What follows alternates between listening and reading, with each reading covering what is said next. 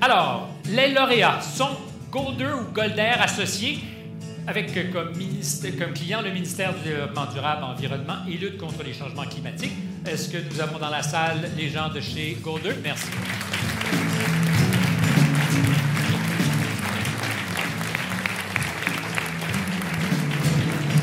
Alors, le maître de cérémonie apprend son métier. Je constate que j'avais avec moi aussi ailleurs dans mes cartons le nom de nos gagnants. C'est incroyable. Alors, j'ai avec moi Denis Millette et Pierre Bédard. Pierre Bédard pour le groupe Pomerleau. C'est vous. Excellent. Et M. Millette, ça doit être vous, c'est comme rien. Êtes-vous content? Oui, attends. Je suis très content d'avoir gagné ce prix.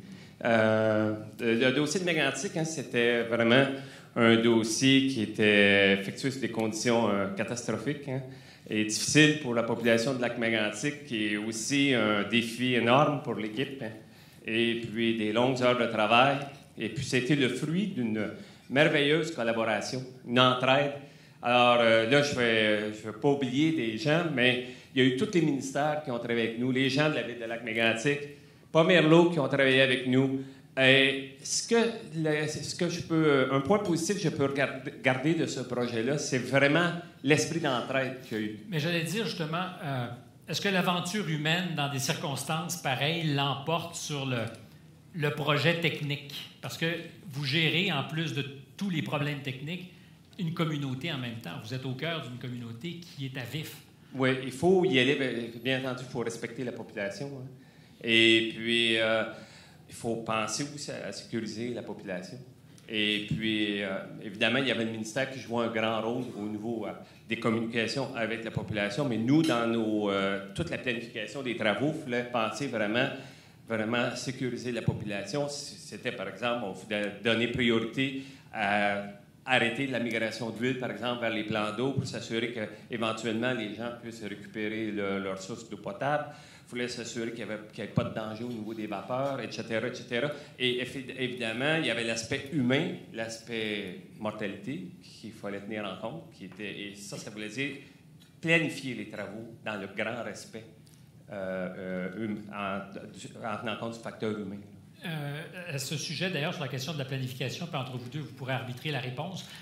Vous n'avez pas eu beaucoup de temps pour planifier. C'est un cas où la commande arrive vite et plus la réponse sera rapide, mieux ce sera. Comment on fait pour bien planifier en sachant qu'on n'a pas vraiment le temps? C'est sûr, avec des gens d'expérience comme avec Golder, c'était facile de bien planifier les travaux, de voir ce qu'il y avait à faire. Puis, dans le premier temps, on avait des objectifs de réalisation, comme on disait tout à l'heure, Denis. En fait, c'était la résurgence vers les points où il fallait éliminer la contamination. Ça, c'était au départ, il fallait faire ça. Fait que tout partait de ça, et aussi, il y avait la rivière qui a amené beaucoup de... On en parle moins un petit peu, là, mais beaucoup, ça a amené beaucoup de soucis. De soucis, exactement.